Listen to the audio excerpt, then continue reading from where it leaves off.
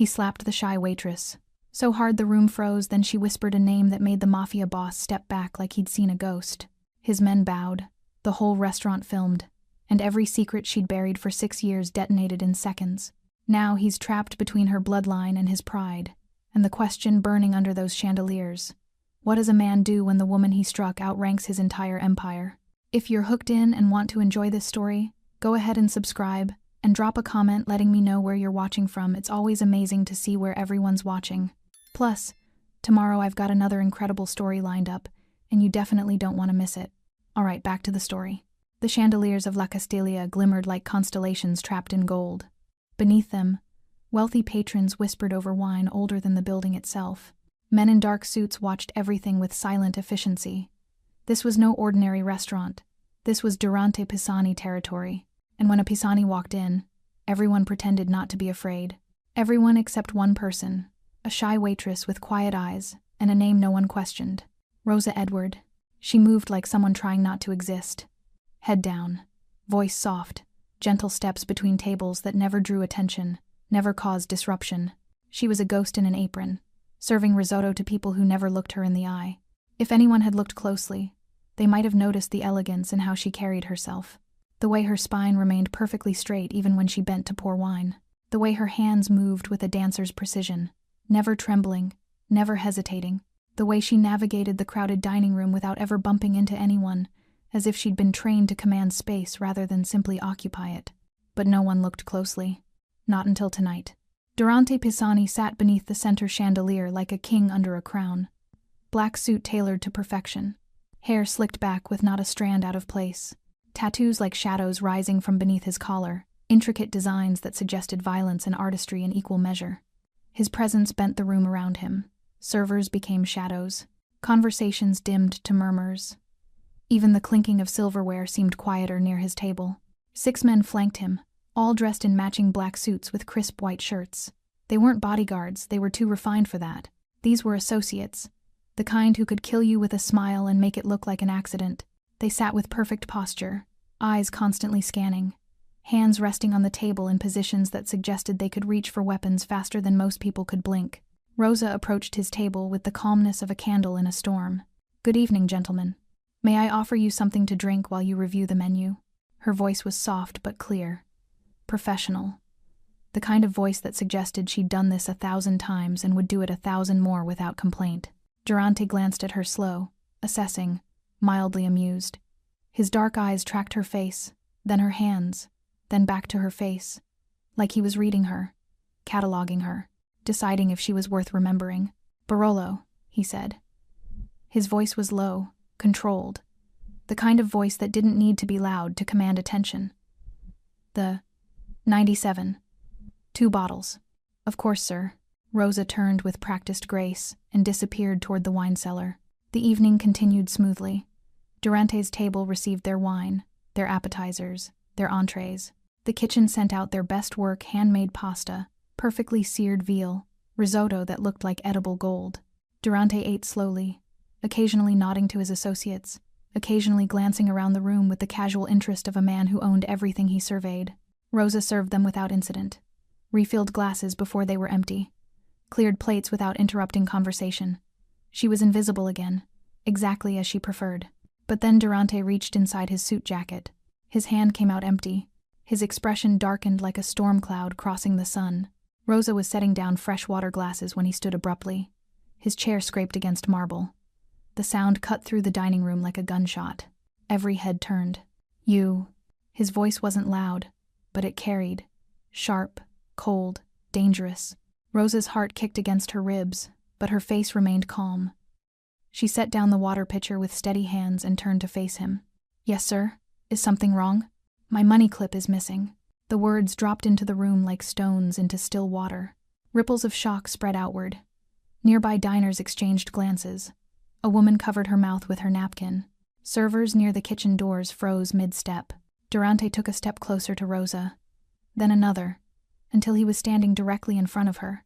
So close she could smell his cologne expensive, woody, with notes of leather and smoke. "And you," he said quietly, each word precise as a blade, were the only one close enough to take it. Gasps rippled through the room. A businessman 3 tables away actually pushed back his chair, ready to flee if necessary. Rosa shook her head quickly, heart pounding now, but her voice remained steady. "Sir, I didn't. Don't lie to me." He stepped even closer. Closer than any patron should ever stand to staff. His breath warmed her cheek. His eyes, those dark, predatory eyes, locked onto hers with an intensity that made her feel like prey pinned beneath a hawk's talons. His gloved hand closed around her jaw. Not gently, not violently. Somewhere in between a grip that suggested he could break her if he chose, but was holding back. For now, in the chandelier light, his tattoos looked like inked shadows crawling up his neck. Beautiful and brutal. "You think I don't know a thief when I see one?" he hissed, voice low enough that only she could hear. "You think I don't recognize desperation?" Rosa's pulse thundered in her ears.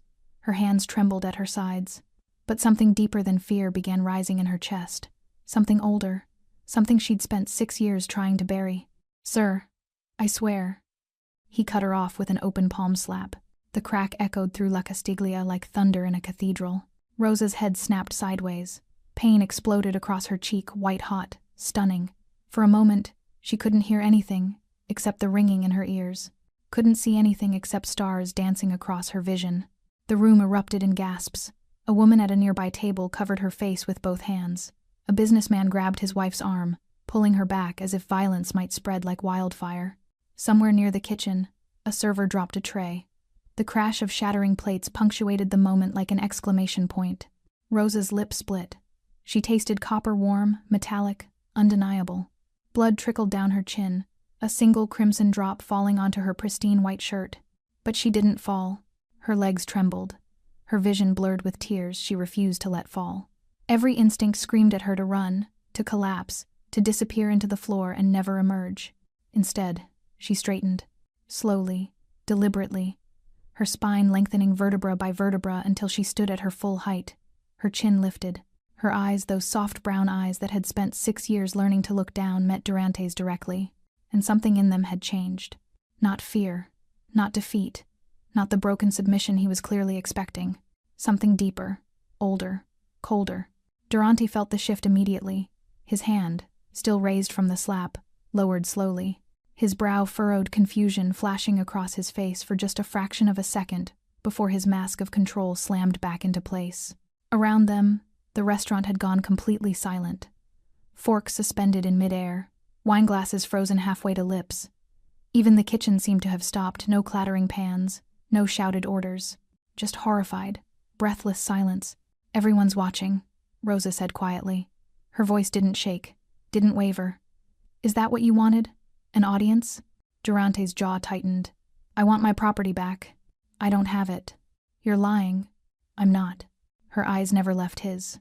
Blood still dripped from her lip, staining her collar, but she didn't wipe it away, didn't acknowledge it, as if pain was beneath her notice, as if his violence had failed to touch whatever lived beneath her skin. One of Durante's associates shifted uncomfortably. Another exchanged a quick glance with his companion, confusion evident even through their practiced neutrality. "Search her," Durante commanded, without breaking eye contact with Rosa. A server near the bar gasped. The manager, Antonio, stepped forward, hands raised.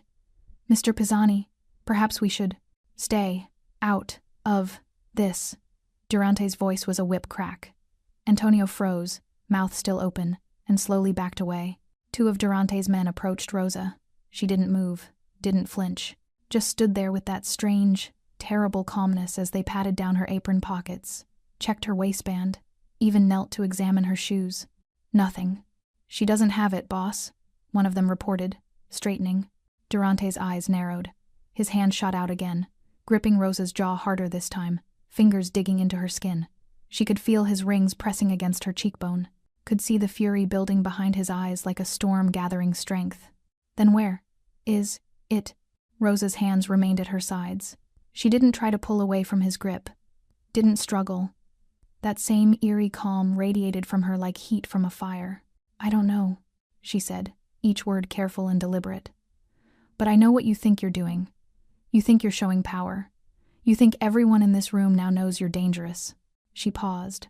Blood from her lip had pooled in the corner of her mouth. "But all they see is a man who hits women over money."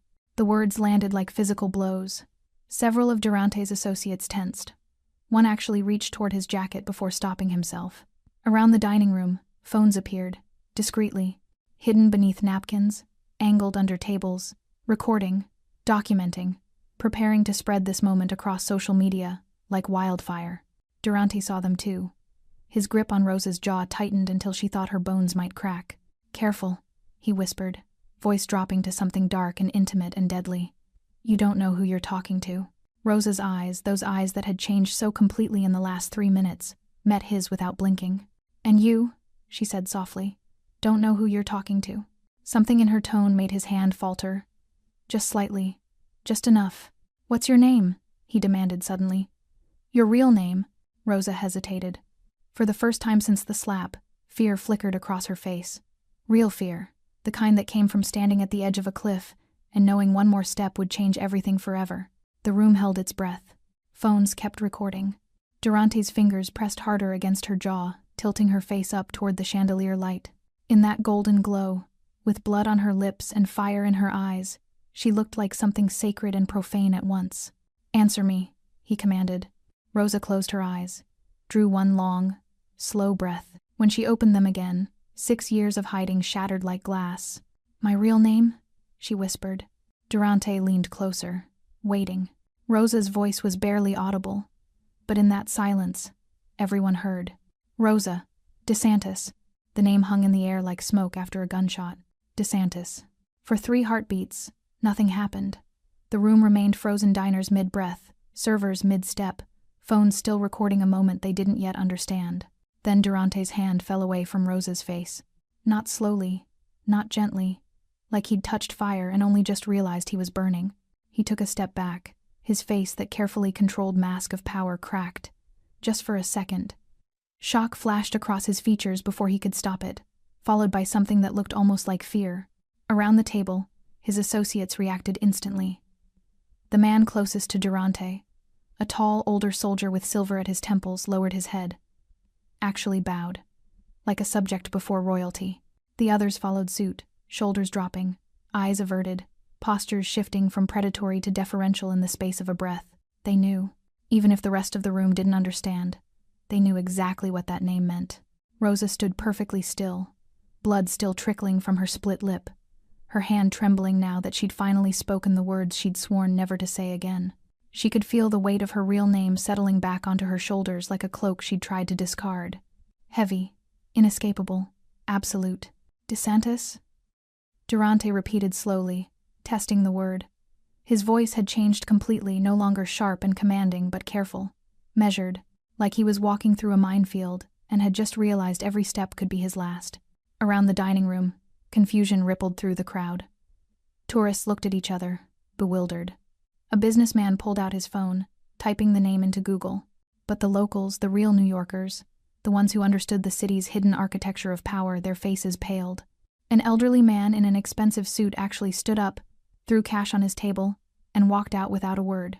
His wife followed, casting one last frightened glance at Rosa before disappearing through the door. "You're lying," Durante said, but there was no conviction in it, just desperate hope that she was. Rosa laughed a short, bitter sound. "Why would I lie about that? Do you think I wanted you to know?" She wiped the blood from her chin with the back of her hand, smearing red across her skin. In the chandelier light, with her hair slightly disheveled from his grip and fire burning in her eyes, she looked nothing like the shy waitress who'd served his table an hour ago. She looked like exactly what she was. Durante's mind was racing. She could see it in his eyes. He was remembering. His father's warnings, whispered in dark rooms when Durante was young enough to still listen.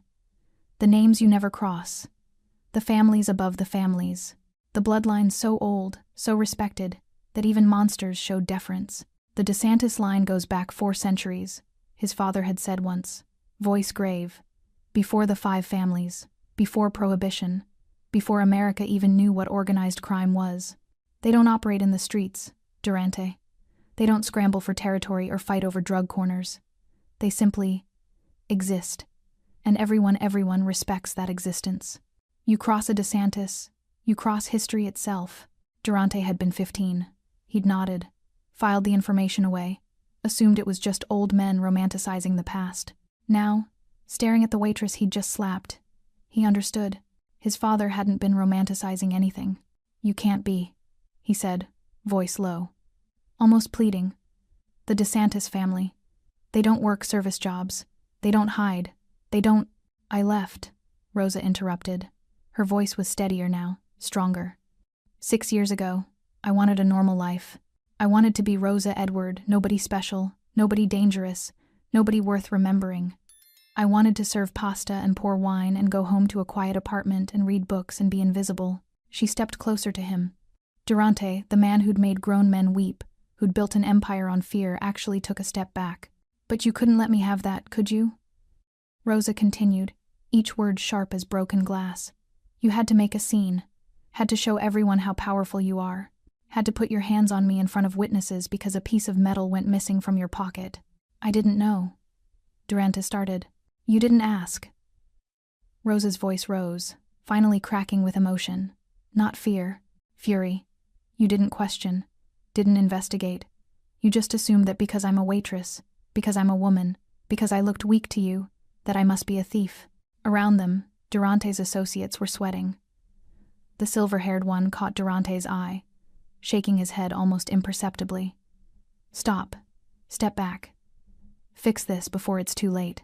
Durante's jaw worked. His hands clenched and unclenched at his sides. Rosa could see him warring with himself, pride versus survival, arrogance versus wisdom. The DeSantis family, he said finally, voice barely above a whisper. They have a saying. Touch one of ours, answer to all of ours.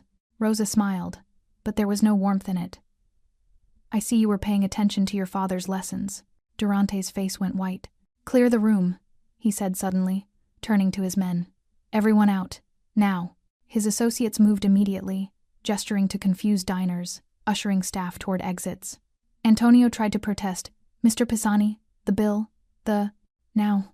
Within minutes, La Castiglia emptied like water from a broken glass. Wealthy patrons fled. Staff disappeared into the kitchen and out the back door. Phones kept recording until the last possible second, until only Rosa and Durante remained, standing under golden chandeliers in an empty restaurant that suddenly felt like a tomb. The silence was deafening. No clinking glasses, no murmured conversations, no kitchen sounds bleeding through the walls, just Rosa and Durante, standing 6 feet apart under chandeliers that suddenly seemed too bright, too accusatory. The empty tables around them felt like an audience of ghosts, bearing witness to something neither of them could take back. Durante loosened his tie. The small gesture, so human, so vulnerable, looked wrong on him, like watching a statue crack. Why? He asked finally. His voice was different now. No command in it, no threat, just genuine, bewildered curiosity. Why would someone from the DeSantis bloodline serve wine to strangers? Rosa touched her split lip gingerly, wincing. The bleeding had slowed but not stopped. Her uniform was ruined, blood on the collar, wrinkles from his grip, the fabric bearing witness to violence she'd spent 6 years trying to avoid. Because the DeSantis bloodline comes with expectations, she said quietly. Traditions, rules, a life that was chosen for me before I could even speak. Do you know what it's like to have your entire existence mapped out? Every friendship vetted, every relationship assessed for strategic value, every word you speak measured against 4 centuries of legacy. She laughed bitterly. I was 20 years old when they told me who I'd marry. A good alliance, they said, beneficial for both families. He was 43. I'd met him twice, but my opinion didn't matter because I wasn't Rosa, I was a DeSantis, a chess piece. Durante's expression shifted, something almost like understanding flickering across his face. So you ran, he said. I ran. Rosa wrapped her arms around herself, suddenly looking smaller. Younger. Changed my name. Found this job. Learned to be nobody. And it worked, Durante. For 6 years, I was free. I was just me. Not a legacy. Not a symbol. Just a woman who poured wine and went home and lived her own life. She met his eyes. Until tonight. Durante turned away, running a hand through his perfectly slicked hair, disrupting it for the first time. When he turned back, some of his composure had returned, but it looked like armor hastily reassembled, still protective, but visibly cracked. I thought you were a thief, he said. Not an apology, not quite, but an explanation. I know what you thought. Rosa's voice hardened. You thought I was easy prey. You thought you could humiliate me in front of everyone and face no consequences. Because people like me, waitresses, service workers, women who can't fight back, we don't matter to people like you. That's not... Don't lie to me now. Rosa stepped closer. Her fear was gone, burned away by something fiercer. You saw someone you perceived as weak and you enjoyed putting them in their place.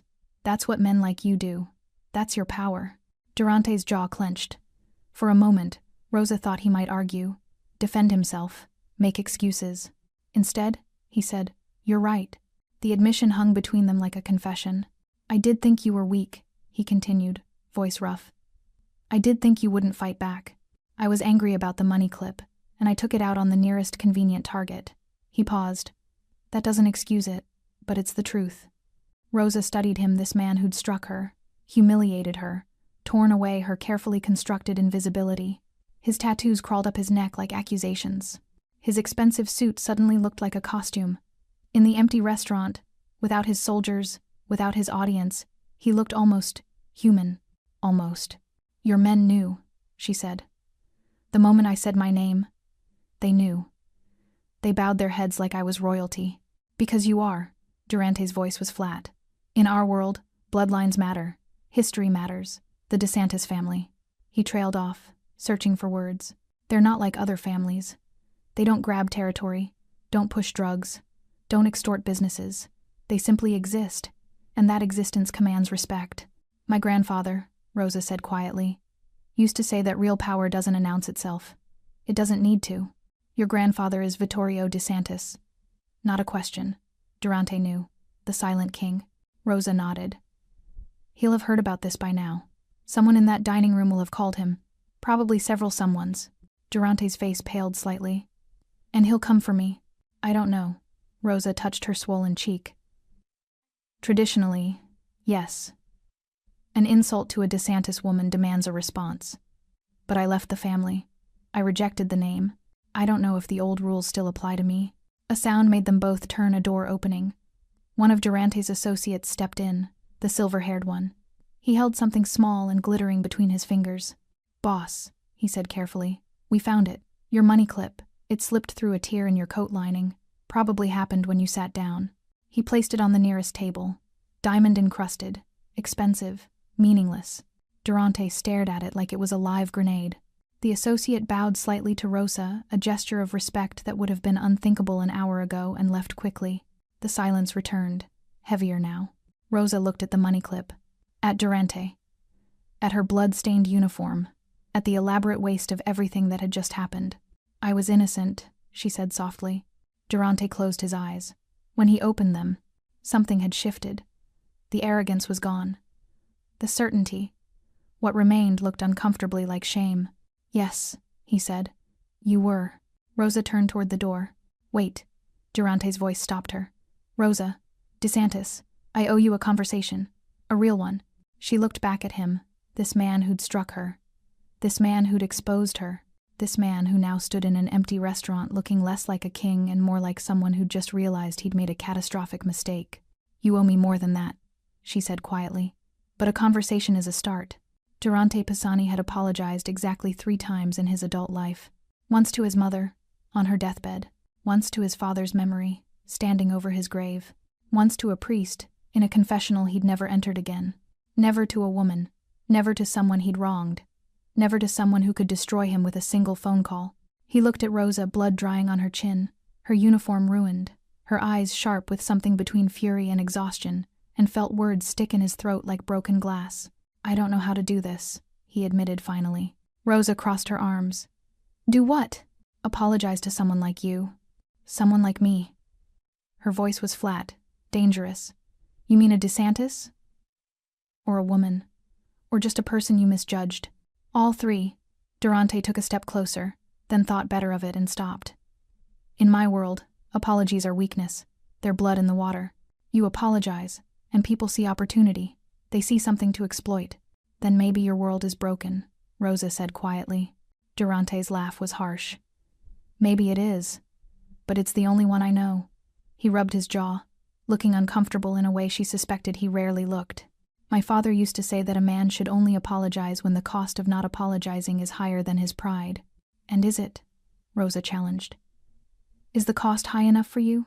Durante met her eyes. Your grandfather could end me with a word, could dismantle everything I've built, could make me disappear so thoroughly that even my own mother wouldn't find my body. He paused. So yes, the cost is high enough. That's not an apology, Rosa said coldly. That's self-preservation dressed up as remorse. You're right. Durante dragged a hand through his hair again, frustrated. You're absolutely right. But I don't know how else to do this. I don't know how to... He stopped, jaw working. I slapped you, in front of witnesses. I humiliated you. I accused you of theft when you were innocent. And I did it all because I'm so used to power that I forgot there are people in this world I should fear. You shouldn't fear me, Rosa said. You should respect me. There's a difference. Teach me the difference. The words came out raw, almost desperate. Rosa blinked, surprised. Durante stepped closer, not threatening now, but almost pleading. I was raised in violence, taught that respect comes from fear, that power comes from making people afraid to cross you. My father built an empire on that principle. I inherited it. I perfected it. He gestured at the empty restaurant. This is my kingdom, and in my kingdom, I'm God. Except you're not, Rosa said softly. Because gods don't bleed. And right now, you're bleeding from a wound you can't even see. Durante's eyes narrowed. What wound? The one that makes you think violence is the same as strength. Rosa touched her split lip. You hit me because you were angry. Because you could. Because in your world, that's what powerful men do to people beneath them. But I'm not beneath you, Durante. I never was. And now you know it. She stepped closer to him, close enough that she could see the tension in his jaw, the rapid pulse at his throat, the way his hands clenched and unclenched at his sides like he didn't know what to do with them. So here's your lesson in respect, she continued. An apology isn't about fear. It's not about calculating costs or protecting empires. It's about acknowledging that you hurt someone and wishing you hadn't. It's about being human enough to admit you were wrong. Durante stared at her. In the chandelier light, his tattoos looked less like symbols of power and more like scars. Evidence of violence survived, not inflicted. I'm sorry, he said finally. The words came out rough, unpracticed. For striking you, for humiliating you, for treating you like you were nothing when you were everything I should have recognized and honored. Rosa's breath caught. It wasn't a perfect apology. It was clumsy, weighted with his inability to fully shed his armor. But it was real. That's better, she said quietly. Let me drive you home, Durante said suddenly. It's late. You're hurt. And you want to know where I live? Rosa's voice turned sharp again. You want to keep track of me? Make sure I don't disappear again. Yes, Durante admitted. But also because sending you out into the city with a split lip and blood on your uniform feels wrong. Even to me. Rosa laughed, a real laugh this time, though tinged with bitterness.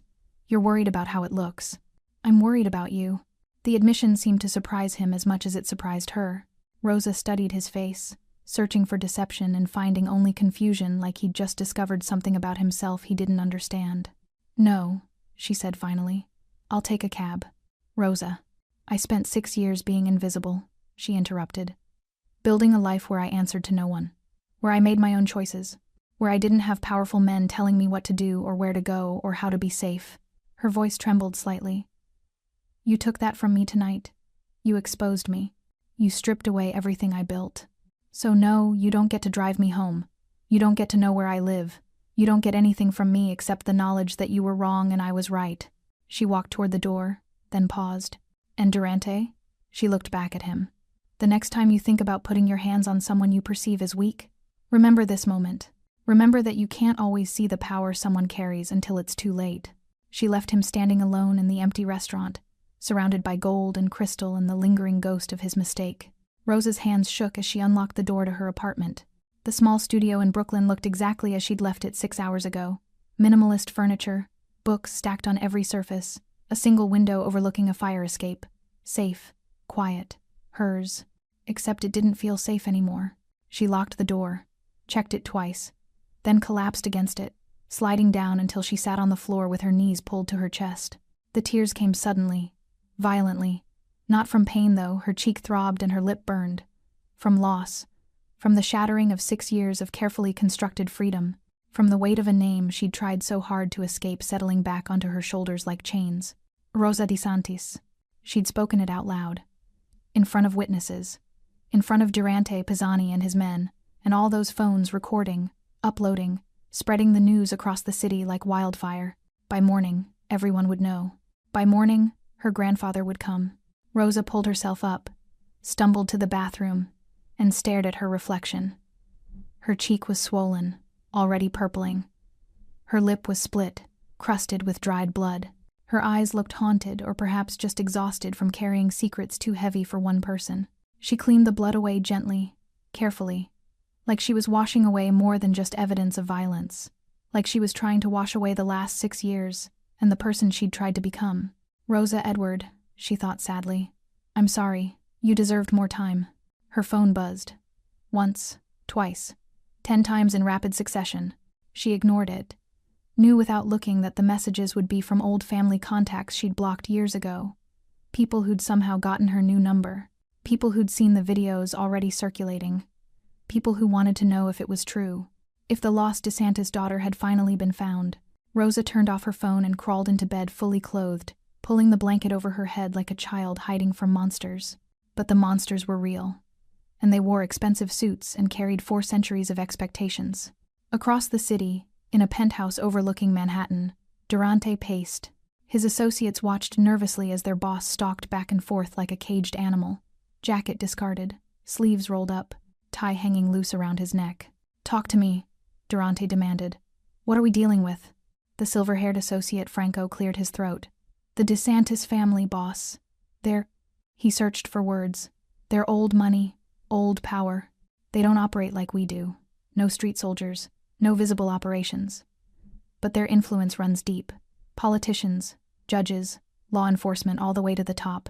I know that, Durante snapped. Tell me something I don't know. Another man spoke up, younger, tech-savvy. The videos are everywhere. Twitter, Instagram, TikTok. Millions of views already. The hashtag number DeSantis slap is trending. People are calling for your head. Durante stopped pacing. Let them call. Boss. With respect. Franco stepped forward. This isn't like our usual problems. This isn't rival families or territory disputes. The DeSantis don't fight the way we fight. They don't send soldiers. They don't make threats. They simply, he gestured helplessly. They remove problems, quietly, permanently. Then why am I still breathing? Durante challenged. Because they haven't decided what to do yet, Franco said grimly. But they will. Vittorio DeSantis doesn't let insults stand. Especially not to his granddaughter. Durante felt something cold settle in his chest. Fear, yes. But something else too, something he couldn't quite name. Every time he closed his eyes, he saw Rosa's face, the moment after he slapped her. The way she'd stood instead of fallen. The fire in her eyes when she'd spoken her true name. I'm not beneath you, Durante. I never was.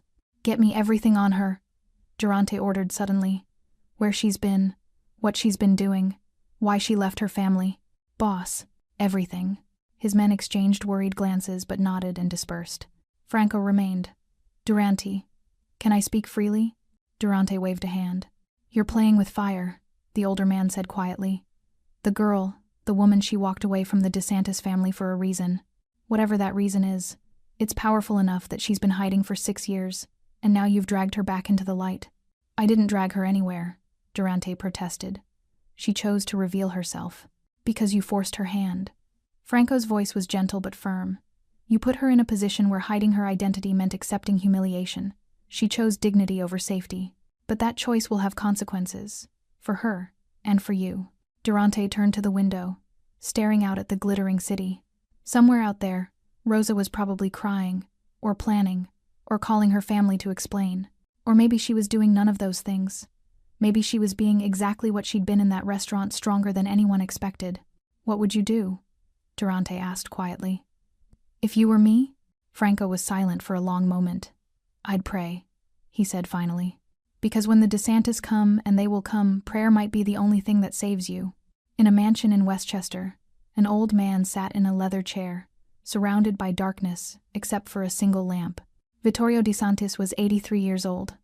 White hair, weathered face, eyes that had seen empires rise and fall. He held a phone, watching a video for the 3rd time. A restaurant. Golden chandeliers. His granddaughter, his Rosa, standing with blood on her face and fire in her eyes. Speaking her true name. Coming home. He set down the phone and pressed a button on his desk. A man appeared in the doorway instantly. Young, efficient, dangerous. "Find Durante Pisani," Vittorio said, his voice barely above a whisper. "But don't touch him. Not yet." "And the girl, sir?" Vittorio's expression softened, the only softness he'd shown in years. "Bring my granddaughter home." Rosa woke to silence. Not the comfortable silence of her small Brooklyn apartment, but the heavy, expectant silence that comes before a storm. Sunlight filtered through her window. Too bright, too cheerful for the weight pressing against her chest. She'd slept poorly, fitful dreams of chandeliers and blood, and her grandfather's disappointed face. Now, lying in yesterday's stained uniform, every part of her ached. Her cheek throbbed. Her lip had swollen during the night. But worse than the physical pain was the hollow feeling in her stomach. The knowledge that everything had changed. She forced herself up, showered carefully around her injuries, and changed into jeans and a sweater. Simple, civilian. Not Rosa Edward the waitress. Not Rosa DeSantis the heir. Just someone in between. Someone who didn't exist anymore. The knock came at 9:47 a.m. 3 sharp raps, polite but firm. The kind of knock that suggested the person on the other side would wait exactly 30 seconds before knocking again. Or breaking down the door. Rosa's heart hammered. She knew that knock. Had grown up with that knock. Family. She opened the door to find 2 men in dark suits. One was older, maybe 60, with silver hair, and the patient posture of someone who'd spent decades waiting outside important doors. The other was younger, broader, with the alert eyes of a bodyguard. Behind them, barely visible at the top of the stairs, she glimpsed 2 more. "Miss DeSantis," the older man said. His voice was respectful but unyielding. "Your grandfather requests your presence." Requests. As if she had a choice. "I'm not ready," Rosa said. "He's waiting in the car." Rosa's breath caught. "He's here?" He came personally. The man's expression softened slightly. "He's been waiting since 6 this morning. Didn't want to wake you." Rosa closed her eyes. Of course he came. Of course he waited. Vittorio DeSantis didn't send messages or make phone calls for important matters. He appeared. And when he appeared, the world rearranged itself around him. "Give me 5 minutes." "Of course, miss." Rosa closed the door with trembling hands. 5 minutes to prepare for a conversation she'd been avoiding for 6 years. 5 minutes to find words that could explain why she'd abandoned her family, her legacy, her name. 5 minutes to become a DeSantis again. She pulled on a jacket, grabbed her keys, then stopped. Looked around her apartment, this small, precious space that had been her sanctuary. The books she'd collected, the thrift store furniture she'd assembled herself, the life she'd built from nothing. "Goodbye," she thought. "Thank you for keeping me safe." Then she walked out the door. The car was a black Mercedes, understated but unmistakably expensive. The kind that whispered wealth rather than shouting it. The rear window was tinted, but Rosa could see her grandfather's silhouette inside. The older man opened the door for her. Rosa slid in. Vittorio DeSantis sat with perfect posture, hands folded over a silver-topped cane. He looked exactly as she remembered, white hair immaculately combed, 3-piece suit perfectly tailored, face lined with age but sharp with intelligence. He could have been a banker, a professor, a diplomat. He was none of those things. "Rosa," he said softly. His voice was like aged whiskey, smooth, warm, dangerous if you drank too much. "Nonno." The word grandfather in Italian came out before she could stop it. 6 years away, and her first word to him was the same one she'd used as a child. His eyes moved to her face, to the bruise, the swollen lip. Something flickered in his expression. Not anger exactly, but something colder, more final. "Who did this?" he asked, though they both knew he already knew. "It doesn't matter. It matters to me." "I don't want revenge," Rosa said quickly. "I don't want—" "What do you want?" Vittorio interrupted gently. "You've been hiding for 6 years, living under a false name, working in restaurants when you should have been—" He stopped himself. "What do you want, Rosa?" The question hung between them like a test. "I wanted freedom," Rosa whispered. "I wanted to choose my own life, to not be a chess piece, to not wake up every morning carrying the weight of 4 centuries on my back." "And did you find it? Freedom?" Rosa thought about her apartment, her books, the quiet nights reading poetry, the simple pleasure of earning her own money, making her own choices. "Yes," she said, "until last night." Vittorio nodded slowly. "Durante Pisani. He didn't know who I was. That's not an excuse." I know, Rosa's voice cracked. But I don't want war, Nono. I don't want bloodshed. I don't want the families at each other's throats because of me. You think you have a choice in this? Vittorio's voice remained gentle, but steel ran beneath it. You think the world works that way? A DeSantis woman is struck in public. Videos spread across the city. Our name, your name is disrespected. And you think we can simply ignore it? I think... Rosa stopped, choosing her words carefully. I think Durante Pisani made a mistake. He apologized. He knows who I am now. He knows what he did. And that's enough for you? It has to be. Vittorio studied her with those ancient, knowing eyes. You've changed, he said finally. 6 years ago, you would have demanded his head yourself. 6 years ago, I was someone else. Were you? Vittorio leaned forward slightly. Or were you just running from who you really are? The question struck like a physical blow. Rosa had no answer. The car started moving. Rosa hadn't even noticed the driver getting in. Where are we going? She asked. To the estate, Vittorio said. Where you belong. Where you've always belonged. Nono, please. There are people who need to see you. Family. Associates. People who need to know that Rosa DeSantis has returned. His voice softened. And there's someone coming who needs to answer for what he did. Rosa's blood ran cold. Who? Durante Pisani requested a meeting. Vittorio smiled a thin, dangerous smile. I granted it. After all, a man should face his mistakes. The DeSantis estate sprawled across 10 acres of Westchester countryside, like a kingdom carved from old money and older secrets. Rosa hadn't seen it in 6 years. As the Mercedes rolled through iron gates, ornate, imposing, topped with the family crest, memories crashed over her like waves. Sunday dinners with 30 relatives. Security walking the perimeter. The weight of tradition in every marble column, every oil painting, every whispered conversation in Italian. This wasn't a home. It was a fortress, a museum, a throne room. The car stopped at the main entrance. Rosa didn't move. I can't do this, she whispered. Vittorio's hand covered hers, warm, papery with age, surprisingly gentle. You already have. The moment you spoke your name, you came home. This is just formality. Durante's coming here? In 2 hours. Vittorio checked his watch, a vintage Patek Philippe that probably cost more than Rosa's entire year of rent. Plenty of time to prepare you. Prepare me for what? Her grandfather's smile was enigmatic. To remember who you are.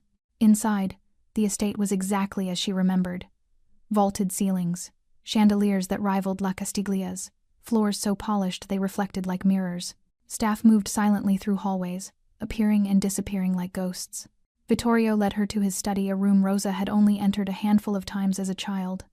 Dark wood paneling, floor-to-ceiling bookshelves, a massive desk that looked like it had witnessed centuries of decisions. Sit, he instructed.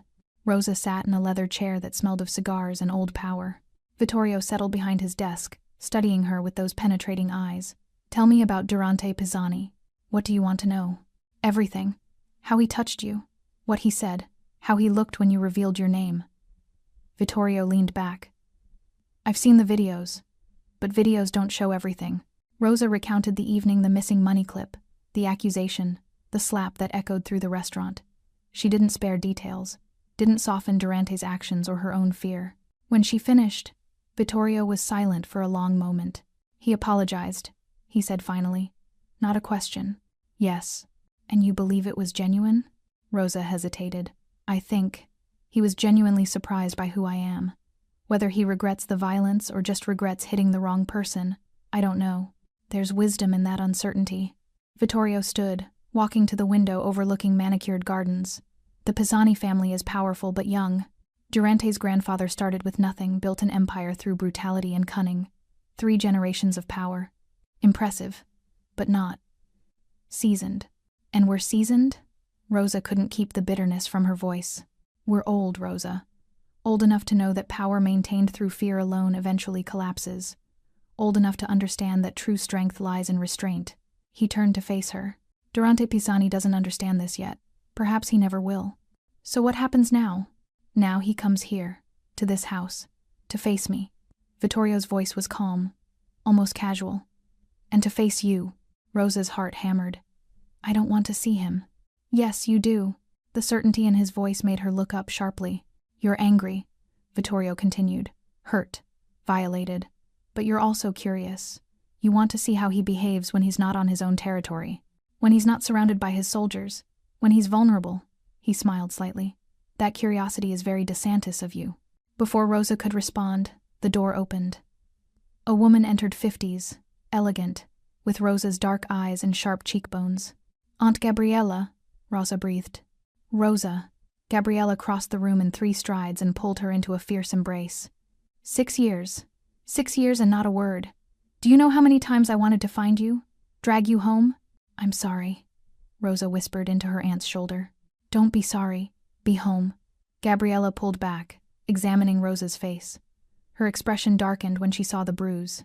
"He did this." "Yes." "Good. I wanted to be sure before I decided how much to hate him." Gabriella's smile was predatory. "Your grandfather's being diplomatic. I'm not. If you want Durante Pisani to suffer, say the word."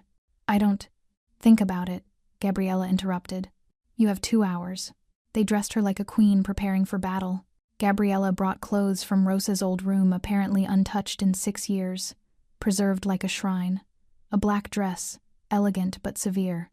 Heels that added 3 inches to her height. Jewelry understated gold that whispered wealth rather than screaming it. Rosa stared at herself in the mirror. The shy waitress was gone. In her place stood someone she barely recognized, someone who looked like she belonged in oil paintings and history books. "You look like your grandmother," Gabriella said softly. She had that same fire in her eyes. "I don't feel like fire," Rosa admitted. "I feel like I'm drowning." "Then drown elegantly, darling. It's what we do best." At precisely 2 p.m., the gates opened again. Rosa watched from a second-floor window as another black car rolled up the driveway. Her breath caught when Durante stepped out. He wore a different suit, charcoal gray, impeccably tailored. His hair was perfect again, slicked back with that same precision. But something about him looked different. Smaller, somehow, despite his height, like the estate itself was swallowing him. 3 men followed him out. Not 6. 3. A concession. A show of respect. Or fear. Franco, the silver-haired associate, walked beside Durante, speaking quietly. Durante nodded, jaw tight, shoulders tense. This was not a man on his own territory. This was a man walking into the lion's den, knowing the lions were hungry. Rosa's hands gripped the windowsill. "Ready." Gabriella appeared beside her. "No." "Perfect. Neither is he." Gabriella linked arms with her. "Come. Let's remind Durante Pisani what happens when you strike a DeSantis." They descended the grand staircase together. Below, in the main hall, Vittorio waited. Behind him stood 4 men, family soldiers, though they looked more like bankers than thugs. Quiet power. Old power. The kind that didn't need to announce itself. The front door opened. Durante Pisani walked in. His eyes swept the hall, cataloging exits, counting soldiers, assessing threats before landing on the staircase. On Rosa, she watched his expression change, saw recognition flash across his face, followed by something that looked almost like awe. This wasn't the waitress he'd slapped. This was Rosa DeSantis in her natural element, surrounded by her family, armored in legacy and silk. For a long moment, no one spoke. Then Vittorio stepped forward, his cane tapping against marble. "Mr. Pisani," he said, voice carrying through the cavernous space. "Welcome to my home. I believe you've met my granddaughter." Durante's eyes never left Rosa's. "I have." "Good." Vittorio's smile was thin, dangerous. "Then you understand why you're here." Durante finally tore his gaze away from Rosa, facing Vittorio directly. "I understand, sir." "Then let's talk," Vittorio said. "About respect. About consequences. About what happens when young men forget that some names carry more weight than fear." He gestured toward his study. Durante followed, Franco at his side. But before disappearing through the door, Durante looked back one last time. At Rosa, standing on the staircase like a portrait come to life. Their eyes met, and something unspoken passed between them, not forgiveness, not friendship, but recognition. 2 people from 2 worlds, colliding in ways neither had expected. The study door closed, and Rosa realized she was holding her breath. Rosa wasn't supposed to be in the room. "This is men's business," Gabriella had said, steering her toward the sitting room where coffee and small talk waited. But Rosa was done being steered, done being protected, done being anyone other than exactly who she was. So when Vittorio's assistant opened the study door to bring in refreshments, Rosa walked in behind him. The conversation stopped immediately. Vittorio raised an eyebrow. Durante half rose from his chair. Franco looked like he wanted to object, but wisely stayed silent. Rosa, Vittorio said carefully, this discussion is about me, Rosa interrupted. My face, my name, my humiliation. I think I deserve to be here. Silence stretched like pulled thread. Then Vittorio smiled, genuinely pleased. Sit, granddaughter. Rosa took the empty chair beside her grandfather, directly across from Durante, close enough to see the tension in his jaw, the careful control in his posture, the way his hands rested on his knees like he was physically restraining himself from. What? Fighting? Fleeing? Reaching for her? We were discussing reparations, Vittorio said smoothly. What Mr. Pisani owes our family for his indiscretion.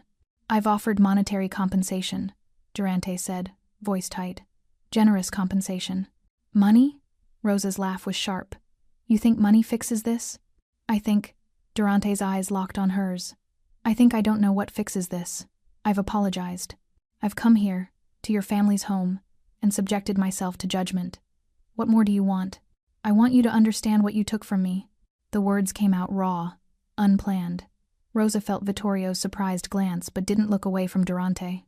I had a life, she continued, voice shaking. Small, quiet, mine. I served tables, read books, fell asleep watching television. Normal, boring, free. And you took that. With one slap, you destroyed 6 years of peace. I didn't know. Because you didn't ask. Rosa leaned forward, eyes blazing. You didn't see me as human enough to deserve questions. Just guilty until proven innocent. Just another body in your way. Durante flinched. Actually flinched. Like her words hit harder than any physical blow could. You're right, he said quietly. The admission sucked air from the room. I didn't see you as human, Durante continued, meeting her fury with unexpected honesty. I saw you as a problem, a theft, an inconvenience in my evening, and I reacted the way I've been trained to react, with violence, with power, with the certainty that I could do whatever I wanted without consequences. He paused, jaw working. I was wrong, about all of it. Vittorio watched this exchange like a chess master observing a game. Franco sat frozen, probably terrified his boss would say something that got them all killed. Being wrong isn't enough, Rosa said. I know. Durante's voice was rough. But it's all I have. I can't undo the slap, can't erase the videos, can't give you back your anonymity. So I'm here, offering myself up for whatever punishment your family deems appropriate. Punishment, Vittorio mused. Interesting word. He turned to Rosa. What do you think, granddaughter? What punishment fits this crime? Rosa stared at Durante, this man who'd hurt her, exposed her, dragged her back into a world she'd fled. She should want revenge, should want him bleeding, broken, destroyed. But looking at him now, stripped of his territory and his certainty, sitting in her grandfather's study like a condemned man awaiting sentence, she didn't see a monster. She saw someone dangerous, yes, damaged, certainly, but also real. More real than he'd been in the restaurant, when he'd been performing power for an audience. I don't want punishment, Rosa said slowly. I want understanding. Durante frowned. I don't. You operate in a world of fear and violence, Rosa interrupted, where power comes from how much damage you can inflict. But that's not real power, Durante. It's just fear with better marketing. She stood, walking to the window overlooking the gardens. My family's power is old. We don't threaten. Don't need to. People respect us because they understand that some things are bigger than fear. Legacy, honor, history. She turned back to face him. You need to learn that. Not because my grandfather will kill you if you don't, though he might, but because you'll never truly be powerful until you understand the difference. Durante stood too, slowly, like he was afraid sudden movement might break something fragile. Teach me. The words hung between them, loaded with meaning Rosa wasn't sure either of them fully understood. What? She breathed. You're right. I don't understand your kind of power. I only know violence and fear. He took a step closer, not threatening, almost vulnerable. So teach me. Show me what real power looks like.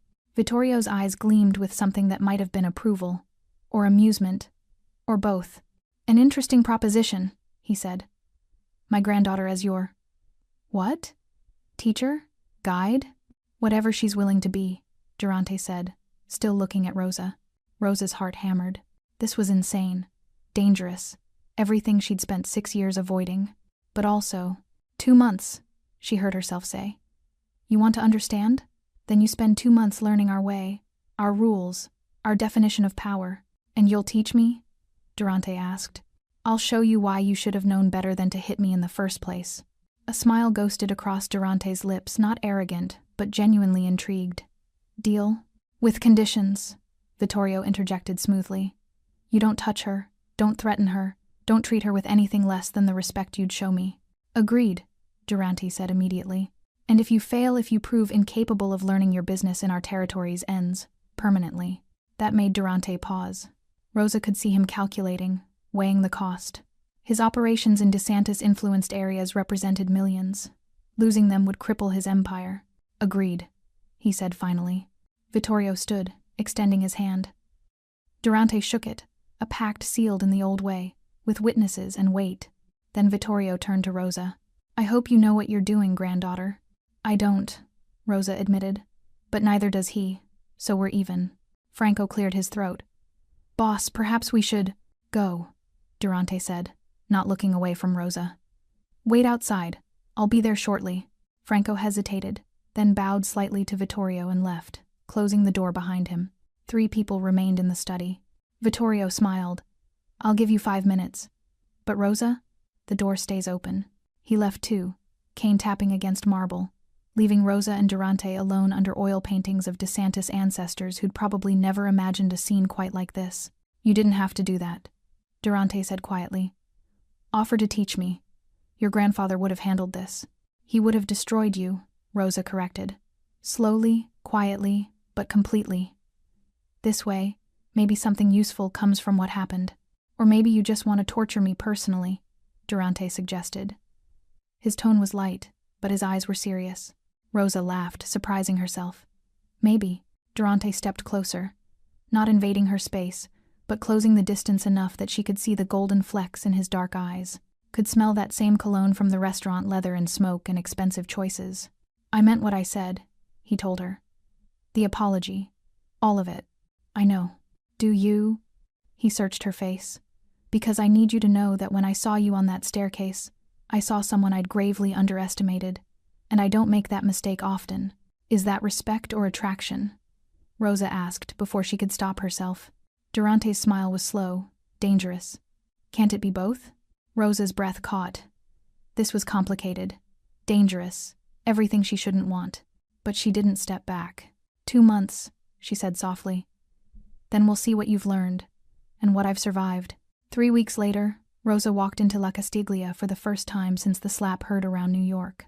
The restaurant had changed. Or maybe she had. Antonio, the manager, saw her first. His face went white, then red, then white again.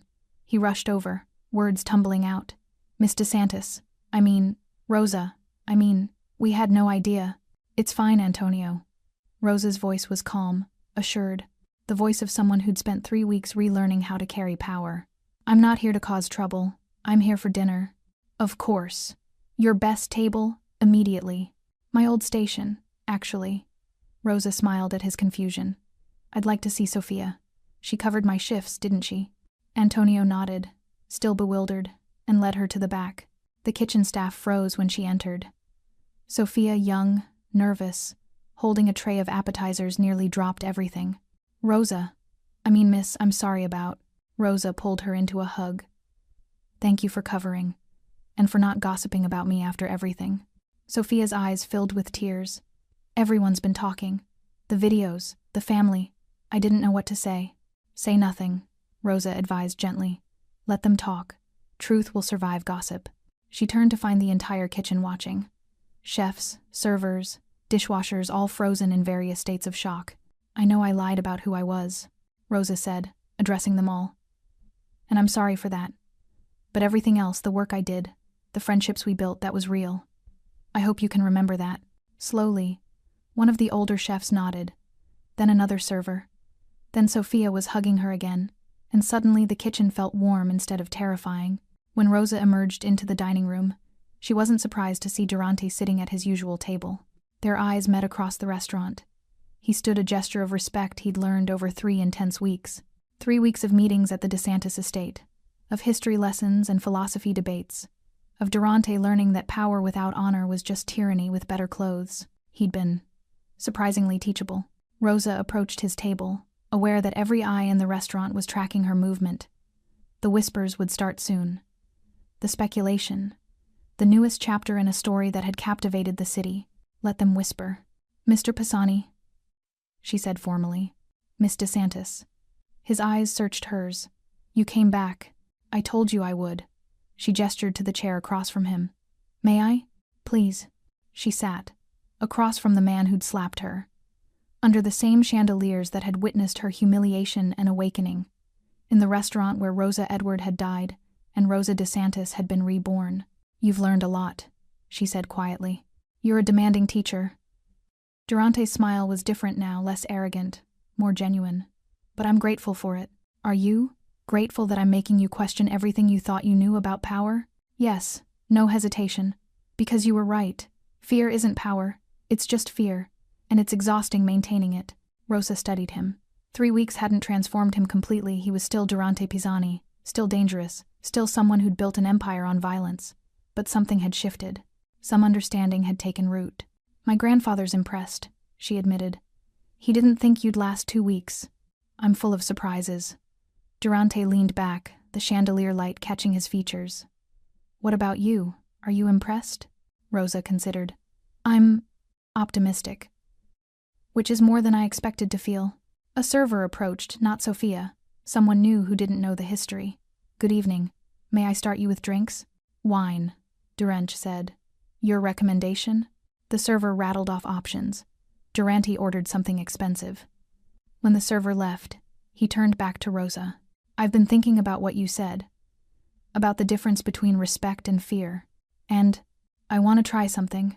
A test, maybe, of what I've learned." He paused, choosing words carefully. "I want to publicly acknowledge what happened. Not hide from it, not spin it. Just own it." Rosa's eyebrows rose. "That's dangerous. People will see it as weakness. Or they'll see it as growth." Durante's eyes were steady. "You taught me that real power doesn't fear honesty. So I want to be honest. About what I did. About what I learned. About how you changed my understanding of everything." "Durante, I'm not asking permission," he interrupted gently. "I'm telling you what I'm going to do. Because you deserve to know. And because—" He hesitated. "Because I think you might be proud of it." Rosa's chest tightened. This man, this dangerous, complicated man who'd hurt her and then opened himself to being hurt in return, was still surprising her. "When?" she asked. "Tomorrow. Press conference. I'll answer questions about that night. About the DeSantis family. About what power really means. They'll crucify you. Maybe." Durante smiled. "Or maybe they'll see that even monsters can learn. If they have the right teacher." The wine arrived. Durante poured for both of them another lesson learned, treating her as an equal rather than being served first. They raised glasses. "To lessons," Durant said. "To survival," Rosa countered. "To whatever comes next."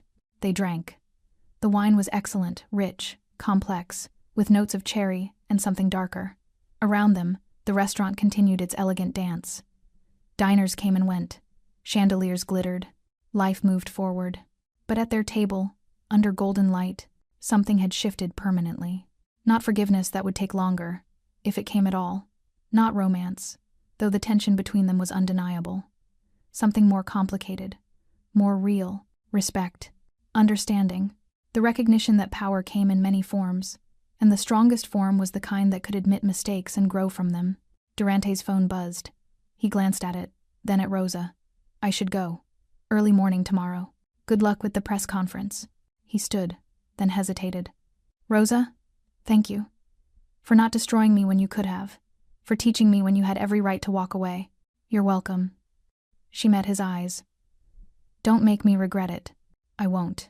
He bowed slightly, a gesture he'd learned from her grandfather, and left. Rosa sat alone at the table, finishing her wine slowly. She felt eyes on her from around the restaurant, heard the whispers starting. The speculation about why Rosa DeSantis was having dinner with Durante Pisani. Let them wonder. She knew the truth. She was exactly where she was supposed to be. Not hiding, not running, but standing in the full light of who she was. Bruised but unbroken. Changed but not defeated. A DeSantis who'd learned that sometimes the most powerful thing you could do was refuse to let violence define you. Sophia appeared with a dessert menu. On the house, Rosa. Whatever you want. Rosa smiled. Tiramisu. And Sophia? I'm coming back to work next week. Sophia's eyes widened. Really? But you don't have to. I want to. Rosa's voice was firm. I'm Rosa DeSantis. But I'm also Rosa, who serves excellent wine and remembers regulars' orders. Both can be true. Because that was the final lesson. The one she'd taught Durante, but had to remember herself. Power wasn't about choosing one identity over another. It was about owning all of who you were, every part, every contradiction, every complicated truth, and refusing to apologize for it. The chandeliers of La Castiglia glimmered like constellations trapped in gold. And beneath them, Rosa DeSantis sat and ate tiramisu and planned her future. A future where she was finally, completely, powerfully herself. Thanks for sticking with this story till the end. If you enjoyed it, you're going to love the next one. It's packed with unexpected turns and heartfelt moments. Click the image on your screen to keep the journey going, and make sure to hit subscribe for more amazing stories. Drop a comment and rate this story from 1 to 10. I can't wait to see what you think.